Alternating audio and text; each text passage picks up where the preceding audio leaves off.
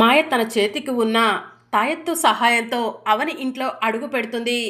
అమ్మవారి ముందు ఉన్న ముక్కు పుడక దగ్గరకు వెళ్తుంది. జట, ముక్కు పుడక నాకు ఇప్పుడే సొంతం అవ్వాలి అని చెప్పి మాయ జటకి చెప్తూ ఉంటుంది.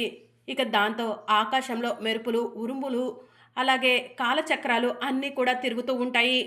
ఇక మాయ అమ్మవారి ముందు ఉన్న ముక్కు పుడకను తీసుకునే ప్రయత్నం చేస్తూ ఉంటుంది. అవని ఏదో విషయం గురించి ఆలోచిస్తూ ఉంటుంది.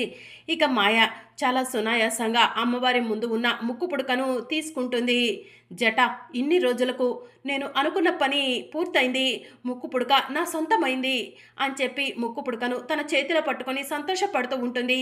ఈ ముక్కు పుడకను తీసుకొని ఇప్పుడే నేను ఎవరి కంటా పడకుండా ఇంట్లో నుంచి బయటకు వెళ్ళిపోవాలి అని మాయ మనసులో అనుకొని ముక్కు పుడక తీసుకొని ఇంట్లో నుంచి బయటికి వస్తూ ఉంటుంది.